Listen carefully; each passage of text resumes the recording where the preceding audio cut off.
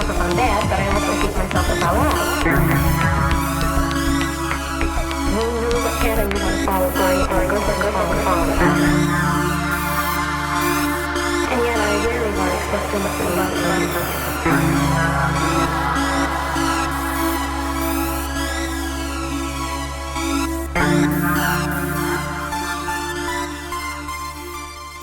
So welcome to this, the latest interview edition of the Electronic Cafe. In this particular episode, you'll get to see the brilliant conversation that Mark and I had with a rather amazing Jonathan Barnbrook. Jonathan is a critically acclaimed global design success, incredibly intelligent, fascinating to talk to. Also has an amazing music project called Fragile Self, which he's doing with his good wife. But as you probably know, also designed David Bowie's last 4 album covers. We get to talk to him about that. And he's done a lot of creative work for the likes of John Foxx and our very good friends, Cult with No Name. In fact, I want to say a big thank you to Eric from that band for hooking us up with Mr. Barnbrook himself. So Eric, thank you, my friend. Absolutely great shout. What an interesting guy Mr. Barnbrook is. So sit back and enjoy this great conversation, and say with the rather fabulous Jonathan Barnbrook. Before we start, just to let you know, there is another. Our cat has insisted on sitting here, so it's very quiet. But, I love that. It's very Bond-esque, isn't it?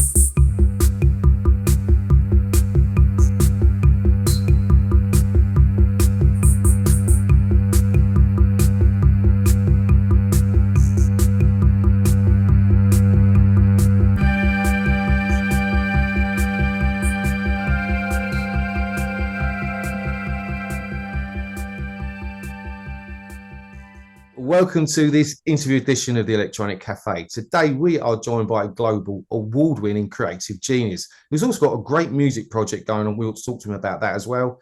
Jonathan Barnbrook, welcome to the Electronic Cafe, my friend. It's great to have you here. well, as I say, it's very nice to be here. So great to talk and great to meet you both.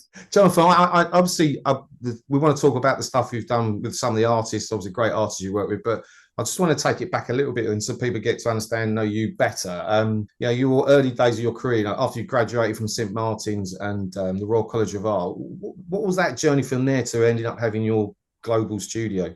An interesting anecdote. I left college and then started working. Straight away. But just to take a bit further, I come from a single parent family, so I really benefited from free further education, so it probably wouldn't have been possible. And I started off in Luton. Whatever you think about Luton is a different issue, but really I was from 14 or 15, I discovered the magic of the record cover. Bands like Kraftwerk and also someone I worked with, John Foxx. I didn't understand how that magic happened between the relationship of the music, which you love, and the visuals. Yeah. If the visuals worked, they seemed to confirm your belief in the artist and the music, and that's really what got me into graphic design. There was something beautiful happening, and I was interested in art, of course, but it was even the bits of art I was making were to do with record covers, like the cover of Man Machine, which is really striking visually, red and black, these figures on. And so I copied it, and I copied band logos and that kind of thing. So it was, graphic design was in my soul, as it were. My art teacher said, "You're a graphic designer," and I didn't know what one was. And so on investigating it, I realized, wow, you can actually enjoy your job and enjoy doing this. So because you've done book covers, you've done film artwork, but album artwork is a great medium. I mean, we've spoken to other people. The iconography of, say, Autobahn cover or Man Machine, instantly recognizable. 12 inches by 12 inches. It's yeah, the vinyl sales are coming back, and so is album art. Whereas like the download, we got like a 1 centimeter square little bit of art. It doesn't capture that emotive feel to the viewer, to the listener. I mean, we've said before that back in the day when we first started buying albums back in say 1980-ish, we bought albums on the strength of the album cover alone, you know, just because it jumped out and it was so iconic. Yeah, look, I mean, Visage is a great, you know, we heard about this great band, but didn't hear it, and then saw the cover, and that was it. Fell in love with it. What killed the album cover really was the CD, actually, rather than download. I think Yeah. download is a very difficult format because you're 3,000 pixels by 3,000 pixels. But what's interesting now is that, and something I learned working with David Bowie, is that you have to come up with a system, not an album cover. So it has to work in all media. You need something that works for download, something that works for pre-release copies of the album on websites, something that works for a vinyl, something that works for a billboard. And it's not an easy task, but it has revived the creativity, I think, of the album. Yeah, definitely. Yeah. It pulls, it pushed. They read the Bible about the flood. She draws the curtains, and now she's certain is a liquid.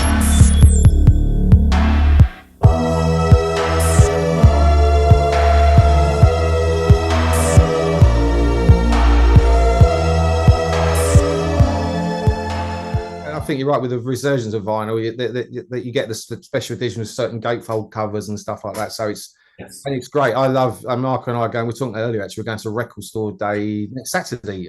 But what caught my attention the last few we've been is how many young people are keeping that medium alive, and it's so nice to see. Because when I got my new turntable when I got back into vinyl, was it about 4 years ago? My two daughters were like, "What the hell's that?" Because they've never seen a turntable. So because it is such an emotional connection to the art, through the art to the actual artist. I think it's really important. People want something physical as well. And download is really convenient, but they want something to hold, to affirm their interest in the artist. And vinyl is one of the best expressions. Your art teacher said he sees you as a graphic designer. What was the kind of next progressive step that you took?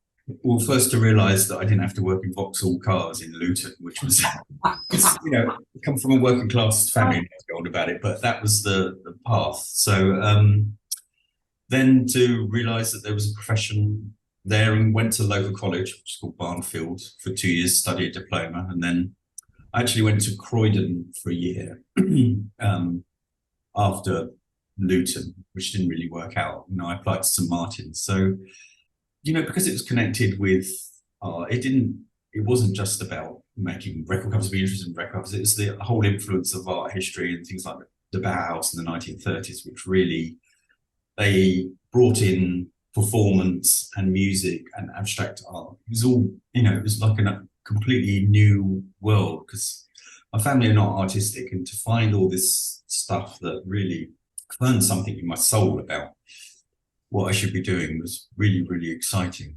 Amazing. Because St Martin's has a great legacy of like music and art, doesn't it? I mean, it does. Yes. I mean, Jarvis was in the same year as me, although I didn't know him very well, and he seemed to have a much more interesting time than me, I have to say. Yeah, we got a few of our friends to make a video for Pulp, and you know, I was part of it. Came from Greece, she had a thirst for knowledge. She studied sculpture at St Martin's College. That's where I caught her eye.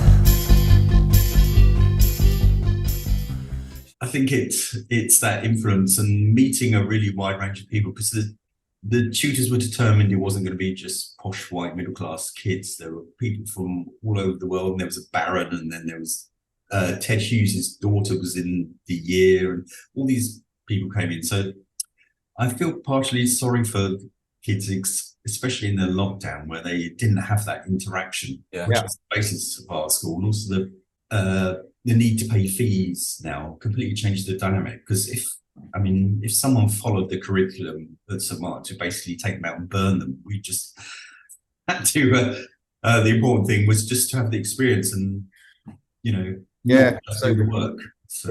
Yeah. No, I agree. I know you're recognised as one of the biggest, famous funk companies, and I've seen loads of stuff on that. And yeah, you obviously created an amazing business and reputation, and then you ended up working with someone like John Foxx. I mean, Mark and I think everyone on this channel, huge respect for Mr. Foxx. And how did you get to? Did you land that sort of gig to do all that stuff for John? 'Cause you've done quite a few covers for him, right?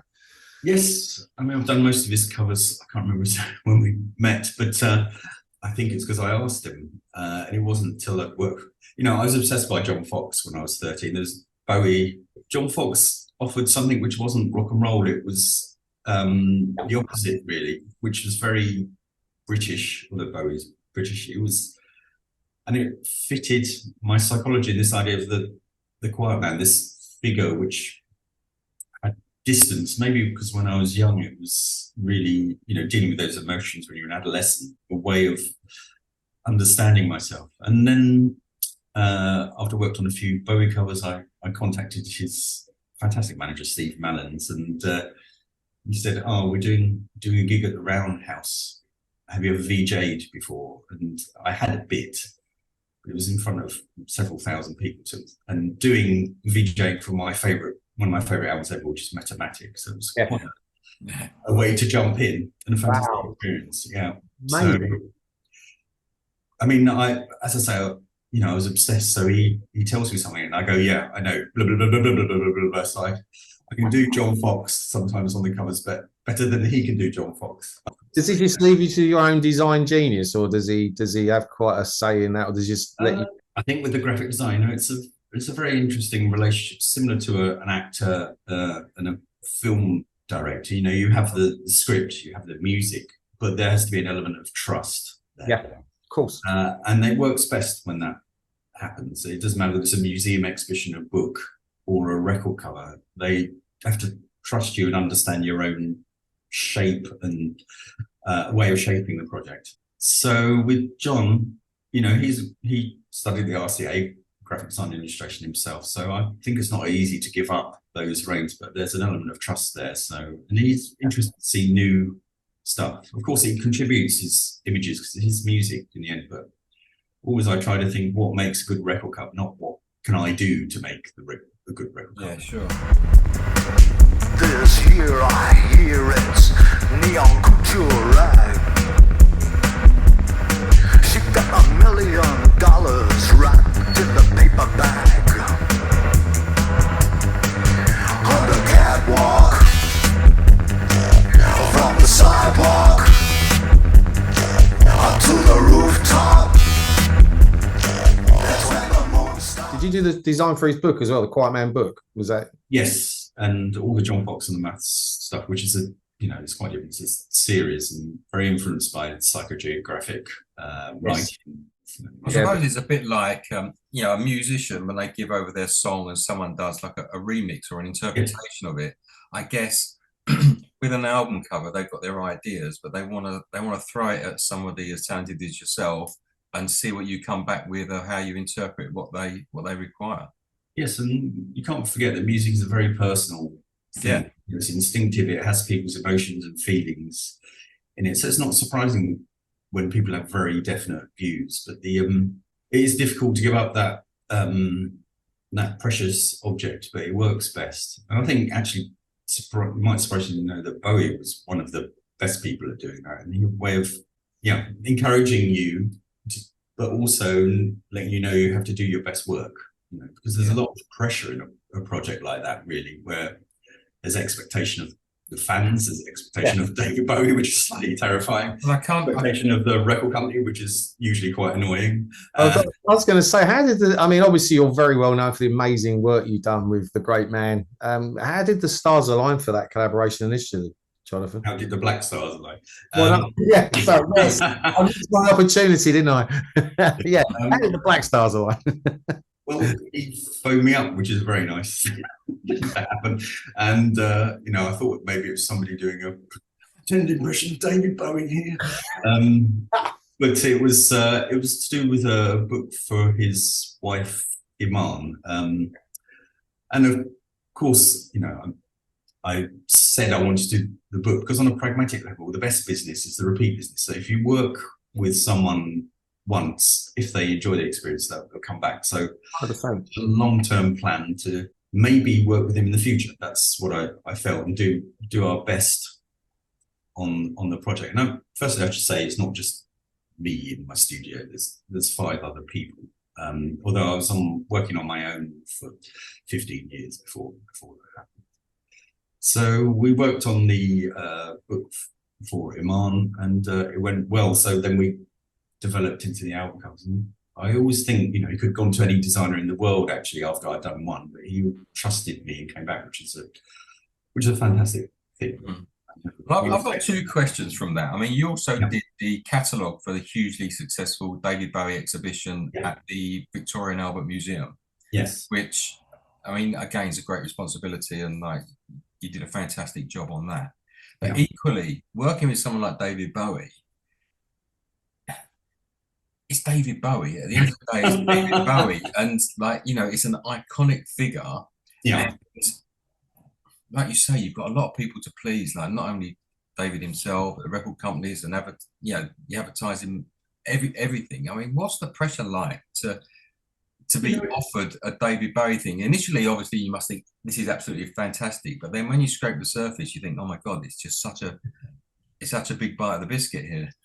Yeah, you have to be brave. I mean, music means a lot to people's lives, and with that, you just have to believe you've been chosen for the right reasons, to have a bit of confidence.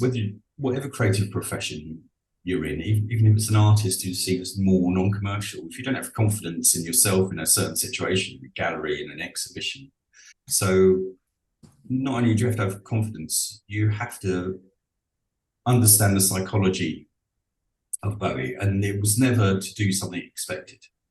Like for instance, the Next Day cover that we did, so many people hated it. I do actually think it's one of the most innovative covers I've done. Yeah, we were just talking about that before you came on. Actually, going I thought that was so ballsy. In a good really way. Annoyed people, because what do many fans want? It's quite a simple formula. They want a nice picture of David Bowie, which is completely understandable because he means a lot in their lives. But we just didn't want to give them that. Stars are never sleeping. Dead ones and the living. Their jealousy is spilling down. The stars must stick together. We will never be rid of these stars, but I hope they live forever. He was one of the most photographed people in the world, and always people expect a nice shiny new picture of David Bowie. And of course, he's a human being. And at that stage in his life, he hadn't appeared in public for 10 years. So it was, there were those comments going on, making it a little bit more complex. The album was about his time in Berlin, which is, you've got the cover of Hero. So it's about the content of the album, the expectation of fans. And the white square became a meme, actually, which we didn't expect. People putting their own white square, and then we used it, in the advertising campaign. So it's. Jonathan, I've got to ask. Yeah. Is it your idea for the Next Day about the white square? I mean, do you come up and go, this is what we're going to do? We're going to take, say, Hero's album cover, and we're going to put a big white square over it. I mean, like Andy said, it's like a ballsy thing to suggest to perhaps someone like Bowie, but also you look at it now, it's one of those records in a rack of records that you can pick it out and you can go Bowie the Next Day. I mean, exactly. It's a great stroke of genius to actually go, we're going to put a white square over one of your existing album covers, and that is it. It's not like you suddenly have, well, it does happen, you suddenly have an idea. Of course, the parameters of a job, all those things I talked about, plus trying to do something new, ferment in your mind over time. But that cover was definitely iterative. I mean, the starting point was David Bowie sent me a picture of him from the 1970s, and he talked about the picture, and he said he wanted to use that. And we did lots of work with this image, and the trouble was it was just looking like a greatest hits. So somebody had taken a stock photo and put it. Yeah. And he said, why don't we turn the image upside down? And that immediately sparked this sort of, everybody's looking at his history. How do we subvert that history? So wasn't actually I put a white square on it. This was one of the solutions about subverting your history. And we had a lot of others, and sometimes it wasn't the white square. It was just destroying those covers, just covering it with graphics, covering it with type. And the more simple it became, the more clear the idea of subverting it, but in quite a cold way. And the white square seemed to work best.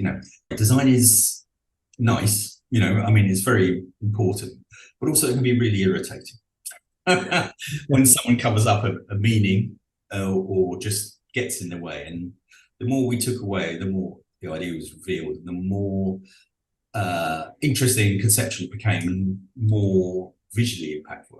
Yeah, I look at these are so different. And Yes. Was there any sort of pre-consultation with David on this, or did it go? I think you mentioned earlier there was obviously quite a bit of trust and what you can do, but did you? I guess when I look at, I guess what I'm trying to say is when you see the variation of this, John, is there any time where you get like a creative block? Did any one of these take more longer than the other, or was more stressful? Or no project you come in at an ideal moment. Ideally you'd have unlimited money and unlimited time, but actually that is not ideal for a designer or for any creative person. The restrictions of, there isn't much time, so we have to do this. There isn't this money, so those are the parameters, and they're actually really useful being creative. With Heathen, I think he said, we're doing the photo shoot tomorrow. Have you got any ideas? And of course I thought, oh my God, what? So I just said, just do your photos and we'll create something out of it. So that's basically what happened. And it may look like a cohesive cover now, but it really took some work trying to make everything together and understanding the title, that kind of thing. Oh, my nuclear baby, oh, my idiot trance, all my idiot questions. Let's face the music and dance. Don't ever say I'm ready, I'm ready, I'm ready. I'll never say I'm better, I'm better, I'm better. Don't ever say I'm ready, I'm ready, I'm ready. An album for an artist, a musical artist, is, it's what happens in the studio sometimes. It is that deadline. It's how they're feeling at the moment, how the title is a response to the world around them. So all those things. Reality was a difficult one. I have to say, honestly, it's my least favorite cover we've done, and it didn't click so well. I think maybe for me it was too soon after Heathen, and there's such a strong philosophy there. Blackstar was about six months, and I learned by that time about this idea of a system album cover, and really how it has to service all those things of publicity and fan interaction. And what was important about that was this open source element, because I do remember somebody came to me with I saw somebody had tattooed Heathen on their body, the logo for the name, and I wrote to them asking if it's okay to use the photo, and they wrote back saying, are you going to sue me for copyright? And I felt that this is the wrong position for fans to be in. They love their artists.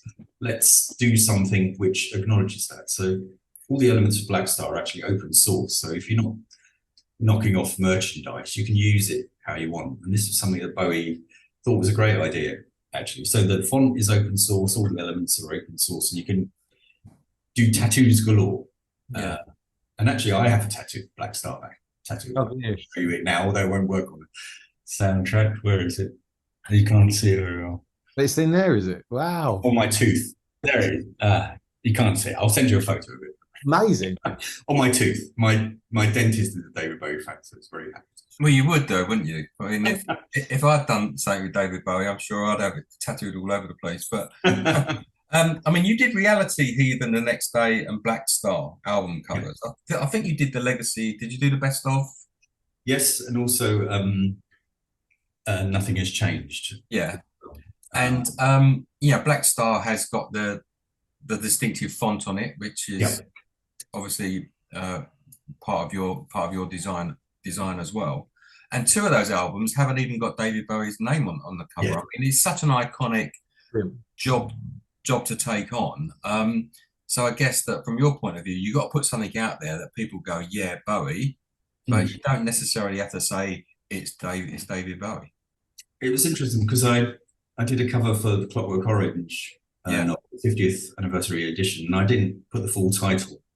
It just says the clock and an orange clockwork and then an orange shape. And I felt that with Bowie, he was so famous. I mean, Heathen was so famous that you didn't need to say his name. Actually, it made for a more modern cover. Yeah, in a way. So take that chance. It does actually have a sticker on it for some shops because they were worried that their customers weren't intelligent enough to understand his stuff. And also because Heathen is upside down on the front, they might not know what's way up the album cover was. So there was a convenient little sticker for some people who worried about it. But this way up. Yes, generally, it doesn't have his name on. And there's very few people who could do that. Everyone says hi.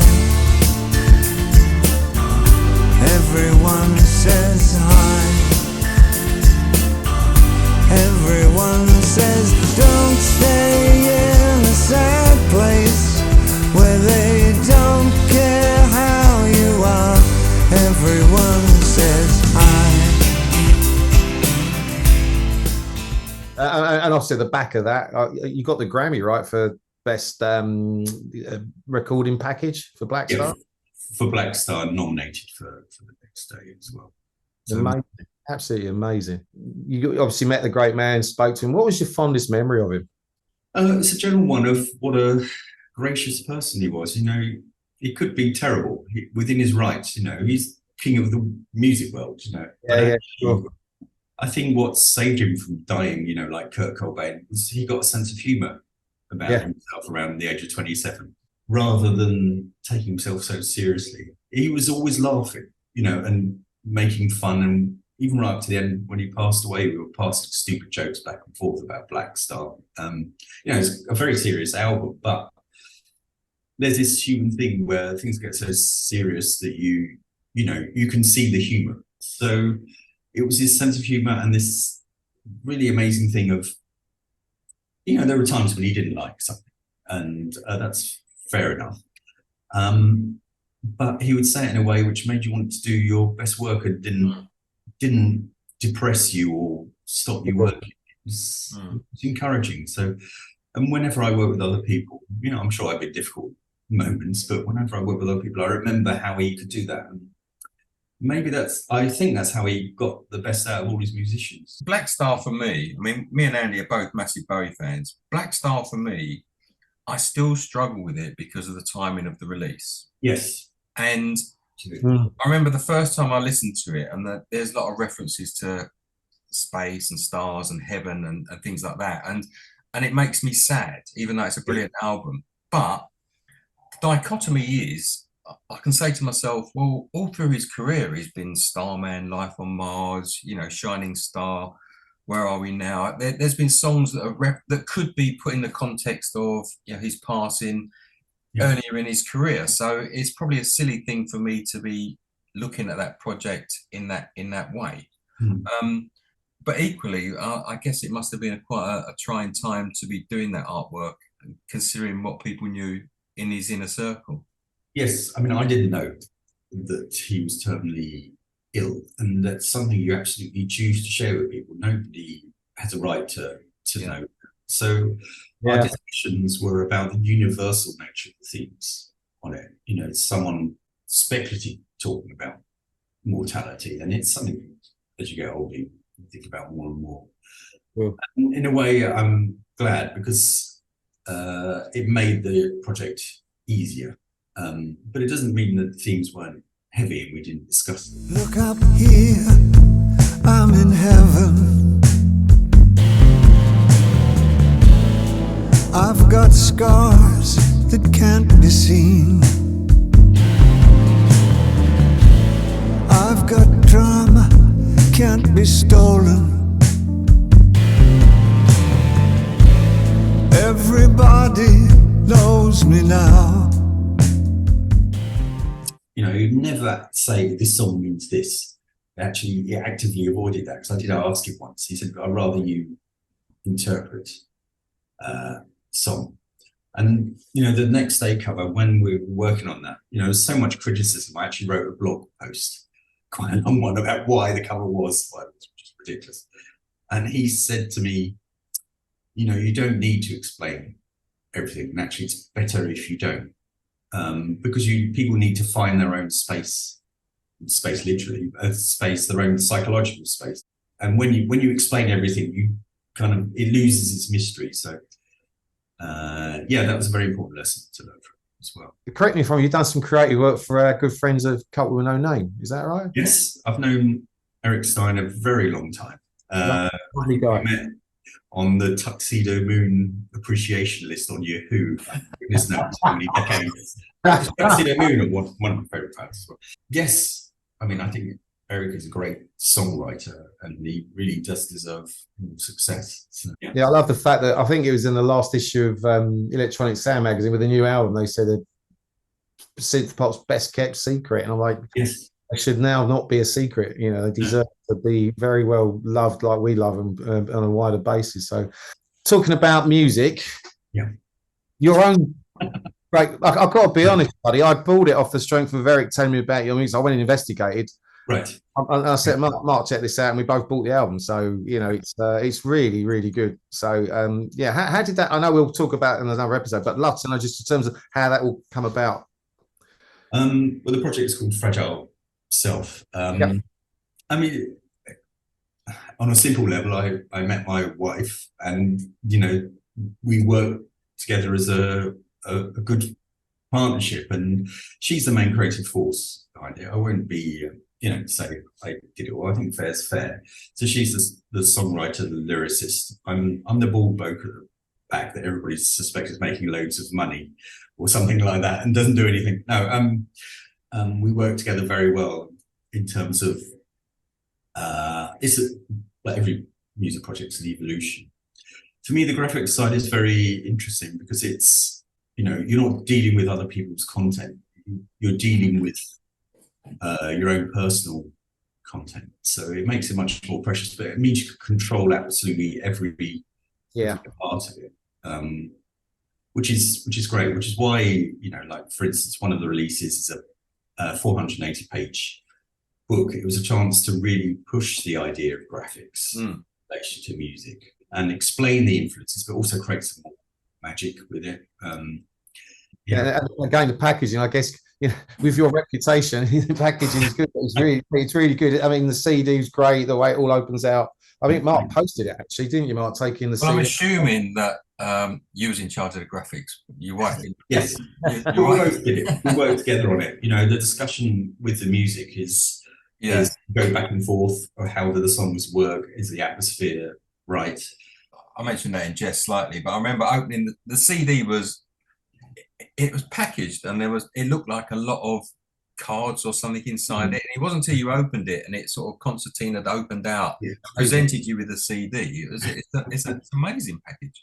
Thanks. And it was a chance. I mean, most artists don't have the money to do that. So it was a chance to do a special edition. That was awesome. Actually, awesome. Thanks. But the album's great, and for people who haven't heard it, we recommend it. It's a really, I think it's 2019, right? This first album. Yes, yeah. And there are a number of remixes which are a bit, which can't be a bit more experimental. But we are working on the second album now, which is obviously, we moved on, not moved on, but developed from the first album. So hopefully it'll come out this year, but it might be next year. Let us know when it does, and we'll definitely like to talk to you and your good lady about it on another episode of BMA, because we really like the first album. So Eric, thank you for recommending Fragile Self. Great piece. Clearly tell you're a massive music fan. You've got very similar sort of ears to Mark and myself and most of our viewers. Any new stuff or any stuff you're listening to that you could share with us? There's a couple of bands. One I would say is November Novelette. I don't know if you know them. I think they're from Germany. The music is absolutely beautiful, very minimal electronic music, and the singing is fantastic, very, very emotional. Another one who's not so active now are called Easter, which are getting great tunes. Yeah, I'm trying to think of who else. I mean, I do listen to a lot of John Foxx still, to be honest. Yeah, I think we all do. He's brilliant. I thought Howl was a great album. It was number Yes. 2 in our top 30 a couple of years ago when it was out. And Underworld I listened to a lot, Yeah. especially the first album and all the things going on. I mean, I'm friends of Tomato Collective, who they were part of, and just the music is fantastic and still stands up. No, you're right. A couple of Romford boys. Yes. Amazing stuff. Yeah, really, really good. New album obviously coming down. Anything else album-wise, cover-wise that you can share or you can't, or any coming down the line? Well, there's always John Foxx projects coming along. We've just done one called the Arcades Project, which has Saw that. quite a lot of extensive graphics in it. I am working for another artist, but they said I can't tell anyone. Okay. That's a kill us. Yes. No, I understand. Thoughts no longer make us poor. Now we share is sitting waiting when we have tested every law. When counting favors, contemplating. Today's the day, the new will come. A day away, the road. So Jonathan, what are your favorite album covers? Yeah. Both your own and in the world, the existence of album covers. You know, I really love Peter Saville's work. I think stuff he did for Joy Division, stuff he did for Factory. Yeah. You know, if you're talking about people not putting band names on album covers, he's the best exponent of it. But they were just beautiful pieces of art, and they matched the music perfectly, you know. And he takes someone with a particular talent and particular sensitivity and love of the music. I tend not to work with artists I can't really get into, because I've done it a few times and it doesn't work. You've got to have that understanding relationship. Right. He absolutely did. Yeah, but those Peter Saville ones, some of those die-cut covers, and they were just beautiful. And Malcolm Garrett as well, the stuff he did for Simple Minds, I absolutely loved. He worked on Metamatic with John Foxx as well. And, you know, when I was at college, one of my heroes was Vaughan Oliver. I mean, what for 4AD, Dead Can Dance, X-Mount Deutschland.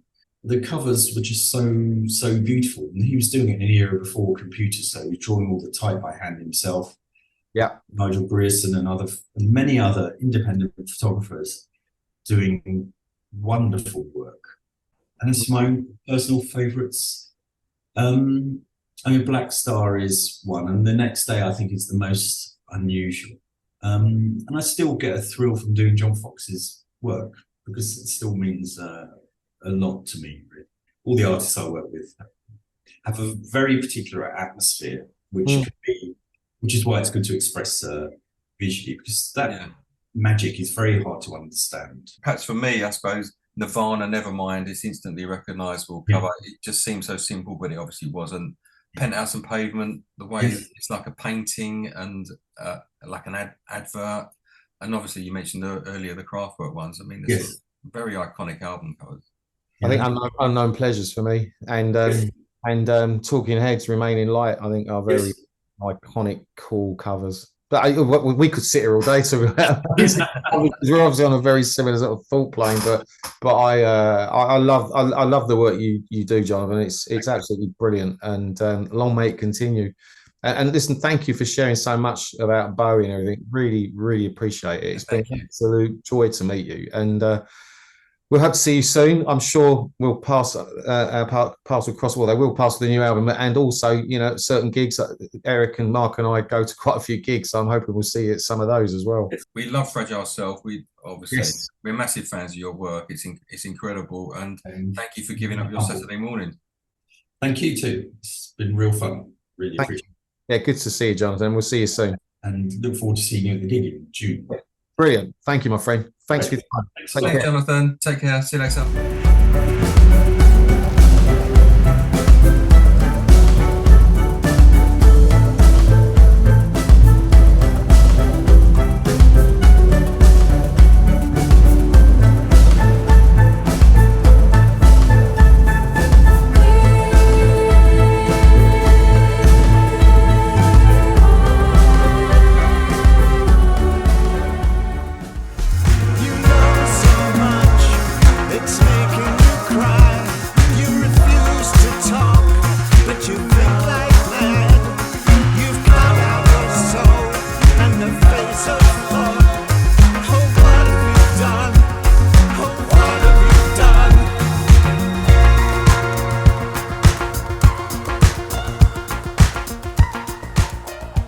So that's it for another episode of the Electronic Cafe. I hope you enjoyed Mark and my conversation with the fabulous Jonathan Barnbrook. What an amazing man. What an incredible career. And, sharing some stories about the great man himself, Mr. David Bowie. Right. We'll see you soon. We've got more great stuff coming up. Some great interviews, including the fabulous, legendary A Certain Ratio. Can't wait for that. And lots more announcements coming your way very soon. So stay tuned to Mark and me only on the Electronic Cafe. Bye-bye. Stay safe. We'll see you again soon. Bye-bye.